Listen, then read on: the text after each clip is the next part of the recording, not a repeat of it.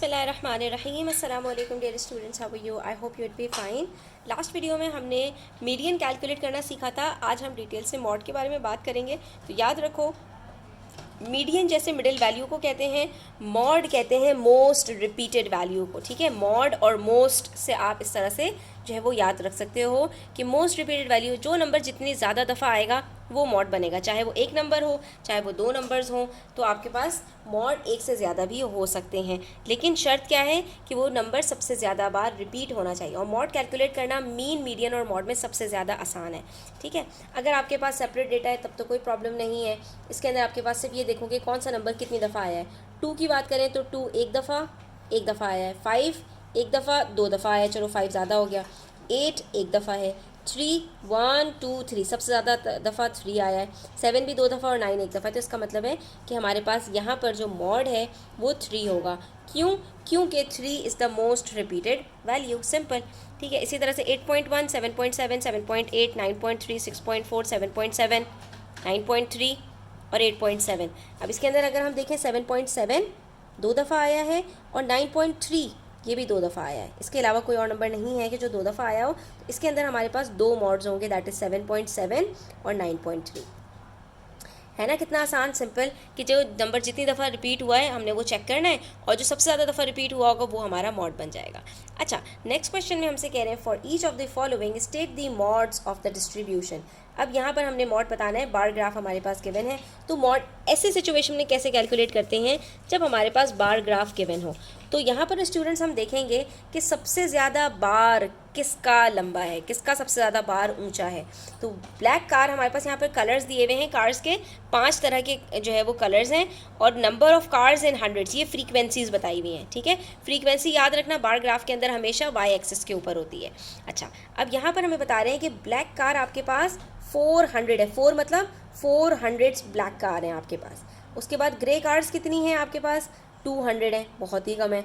White car भी 400 है, दो गाड़ियाँ हैं अभी तक और हाईएस्ट भी जा रहा है इनका। हो सकता है कि ये दोनों आपके पास ब्लैक एंड वाइट जो है वो मॉड बन जाए, लेकिन रेड कार ने आके इन दोनों को बीट कर दिया। रेड हमारे पास 500 कार्स हैं। तो सबसे ज़्यादा नंबर किसका हुआ?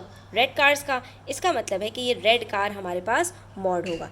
फिर से रिपीट कर दूं कि फ्रीक्वेंसी कभी भी ना मीडियन बनती है, ना मॉड बनती है, ना मीन बनती है। फ्रीक्वेंसी को हम यूज़ करते हैं ये एवरेजेस कैलकुलेट करने के लिए, लेकिन जो मॉड या मीडियन या मीन होता है वो हमारे पास वैल्यूज़ में से ही कोई नंबर आता है। तो ये जो रेड कार है हमारे पास, ये हमारे पास मॉड होगा। क्यों? क्योंकि रेड कार सबसे ज़्यादा टाइम्स रिपीट हो रहा है। मोस्ट रिपीटेड वैल्यू रेड है। ये वैल्यूज़ हैं आपके पास। ठीक है, एक्स एक्सिस पर वैल्यूज़ होती हैं। तो ब्लैक, ग्रे, वाइट, रेड और ब्लू में से आपको बताना था कि सबसे ज़्यादा मोस्ट रिपीटेड वैल्यू कौन सी है। वो रेड है, क्योंकि रेड सबसे ज़्यादा टाइम्स आई है, दैट इज़ 500। फ्रीक्वेंसी से हम डिसाइड करते हैं और वैल्यू आपकी जो है वो एवरेज में आती है। उसके बाद हमने डॉट डिस्ट्रीब्यूशन, स्टेम लीफ और फ्रीक्वेंसी टेबल, इन चीज़ों को भी लास्ट वीडियो में डिस्कस किया था कि हम किस तरह से फ्रीक्वेंसी को यहाँ पर जो है वो चेक करते हैं। तो इसका मतलब क्या है, ये हमारे पास कितने नंबर्स हैं? 1 2 3 4 5 6 7 टाइप्स के नंबर्स हैं। एक्चुअली 7 नंबर्स नहीं है, फ्रीक्वेंसी तो ये डॉट्स बता रही है हमें कि हमारे पास ये 7 से ज़्यादा है। 75 एक दफ़ा है, 76 2 दफ़ा, 77 4 दफ़ा, 78 5 टाइम्स, 79 भी 5 टाइम्स, 80 4 टाइम्स और 81 4 टाइम्स। तो सबसे ज़्यादा हाईएस्ट फ्रीक्वेंसी हमारे पास यहाँ पर 78 और 79 दो नंबर्स की है, क्योंकि दोनों 5 टाइम्स रिपीट हुए हैं। इसका मतलब है हमारे पास जो मॉड होगा it would be 78 and 79 both. ठीक है, ये हमारे पास यहाँ पर फ्रीक्वेंसी में आएगा। उसके बाद हम पार्ट सी की बात करें बच्चों, तो पार्ट सी के अंदर भी हमारे पास स्टेम लीफ के अंदर हमने देखना है कि कौन सा नंबर सबसे ज़्यादा दफ़ा रिपीट हुआ। ठीक है, तो अब यहाँ पर हमें की बता रही है कि ये जो नंबर्स हैं वो क्या हैं? होल नंबर्स हैं। 21 21 22 23 23। तो अब इससे हमें पता चल रहा है कि 2 21 हैं और 2 23 हैं। अब देखते हैं कि क्या कोई नंबर 2 से ज़्यादा दफ़ा रिपीट हुआ है, तो वो हमारे पास यहाँ पर मॉड बन जाएगा। और अगर ये दो ही नंबर्स हमारे पास दो दफ़ा रिपीट हुए होंगे तो फिर 21 और 23 ये दोनों मॉड बन जाएंगे। ठीक है, तो ये क्या है? 37 38 39 39 39 भी 2 दफ़ा आ गया। अब देखते हैं कोई नंबर 3 दफ़ा आया है या नहीं। 42 43 45 45 47 47 53 53 57 ये आ गया हमारे पास 60 60 60 और 1। तो इसका मतलब है 61। तो ये हमारे पास जो मॉड बनेगा दैट वुड बी 60, क्योंकि 60 हमारे पास यहाँ पर most repeated times that is 3 times आया है, तो it would be the mod. ठीक है, स्टेम लीफ भी बहुत आसान होता है, डॉट डायग्राम भी बहुत आसान होती है, एक दो दफ़ा प्रैक्टिस करने से आप लोग इसके अंदर बहुत अच्छा कर सकते हो। उसके बाद मेरे पास हमारे पास एक बार ग्राफ आ गया। बार ग्राफ के अंदर हमारे पास यहाँ पर 5 तरह के नंबर्स हैं। 15 हमारे पास यहाँ पर 3 टाइम्स है, ठीक है। 20 हमारे पास यहाँ पर 1 है, वंस है। 25 भी एक दफ़ा है। 30 हमारे पास 5 दफ़ा है और 35 हमारे पास 4 टाइम्स है।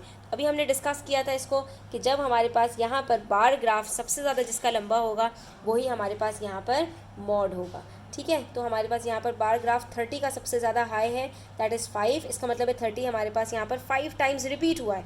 15 3 टाइम्स हुआ है, 35 4 टाइम्स हुआ है और 30 5 टाइम्स रिपीट हुआ है, तो 30 वुड बी द मॉड। ठीक है, अच्छा जी। उसके बाद पार्ट ई, तो इसी तरह से हमारे पास यहाँ पर जो फ्रीक्वेंसी टेबल होती है उसके अंदर भी बहुत आसान होता है कि आप ये आइडेंटिफाई कर सकते हैं जिसकी हाईएस्ट फ्रीक्वेंसी होगी वो आपके पास मॉड होता है। ठीक है, बार ग्राफ के अंदर आप देखोगे सबसे हाईएस्ट ग्राफ जिसका होगा बार होगा वो आपके पास मॉड होगा। ठीक है, स्टेम लीफ के अंदर लीफ में जो नंबर सबसे ज़्यादा रिपीट हुआ होगा वो आपका मॉड होगा स्टेम के नंबर के साथ मिलकर। इसी तरह से डॉट डायग्राम के अंदर जिसके डॉट्स सबसे ज़्यादा होंगे वो आपके पास मॉड होगा। अब यहाँ पर अगर हम फ्रीक्वेंसी टेबल को देखें तो यहाँ पर हमारे पास जो नंबर्स हैं वो 6 7 8 9 10 5 नंबर्स हैं। फ्रीक्वेंसीज हमें बता रही हैं 1 2 3 4 5 के सारे नंबर्स एक एक दफ़ा आए हैं, तो टोटल नंबर ऑफ़ डेटा हमारे पास 5 है। बट यहाँ पर तमाम नंबर सिर्फ एक एक दफ़ा आए हैं, इसका मतलब है कि यहाँ पर हमारे पास कोई मॉड नहीं है। कभी कभी ऐसा भी होता है कि आपके पास क्वेश्चन के अंदर कोई मॉड नहीं होता। कभी इसका मतलब ये हुआ कि मॉड 1 भी हो सकता है, 0 भी हो सकता है और आपके पास एक से ज़्यादा भी नंबर्स मॉड हो सकते हैं।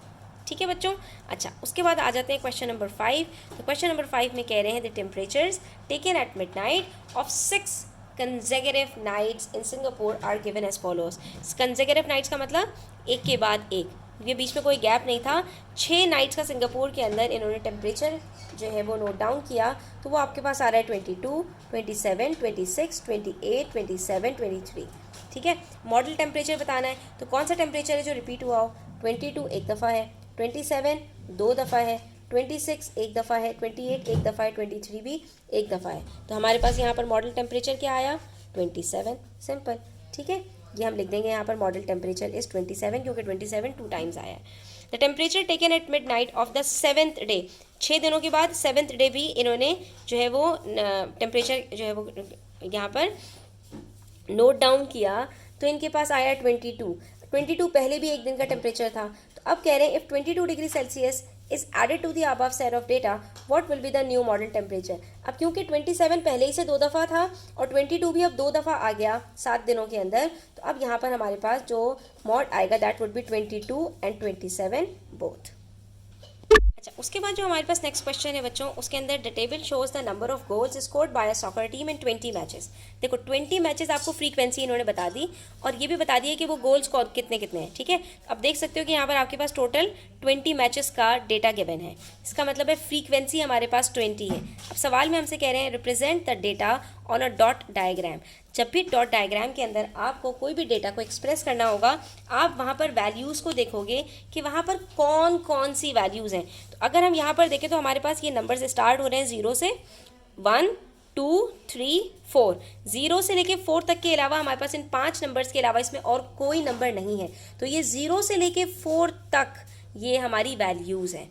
ठीक है, और ये जितनी जितनी दफ़ा रिपीट होंगी ये फ्रीक्वेंसी है। 0 के ऊपर कितने डॉट्स आएंगे 2, 1 के ऊपर कितने डॉट्स आएंगे 5, 2 के ऊपर कितने डॉट्स आएंगे 6 क्योंकि 2 6 दफ़ा आया है, 3 के ऊपर कितने डॉट्स आएंगे ओनली 4 और 4 के ऊपर कितने डॉट्स आएंगे 3। और जब सारे डॉट्स को हम जो ऐड करेंगे तो हमारे पास इसका टोटल आएगा 20। ठीक है, तो सबसे पहले तो आपने अपना डॉट डायग्राम इस तरह से ड्रॉ करनी है। ये जो वैल्यूज़ हैं आपके पास, जो जो नंबर्स आपके पास आए हैं वो हमेशा आपके पास जो बॉटम है ना हॉरिजॉन्टल लाइन उसके ऊपर होंगे, और जो जितनी दफ़ा वो रिपीट हुए हैं, 0 जितनी दफ़ा आया उतने डॉट लगेंगे, 1 जितनी दफ़ा आया है उतने डॉट लगेंगे, 2 जितनी दफ़ा आया उतने डॉट लगेंगे।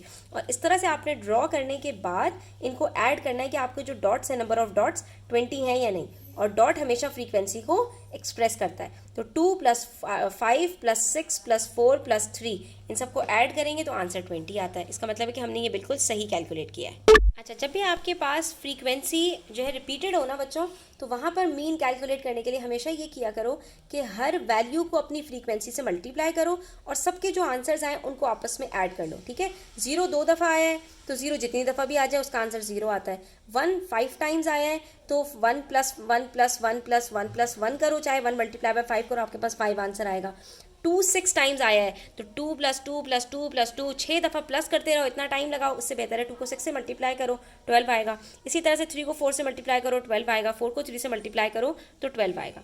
ठीक है, सबसे पहले आपने ये करना है। इन सब के बाद आप इन सबको जब ऐड करोगे तो आपके पास इन सब का सम आ जाएगा। सम ऑफ वैल्यूज़ को आपने नंबर ऑफ डेटा से डिवाइड कर देना है कि 20 हमारे पास यहाँ पर गोल्स थे, तो 20 से हम जब डिवाइड करेंगे तो हमारे पास मीन यहाँ पर 2.05 आ जाएगा।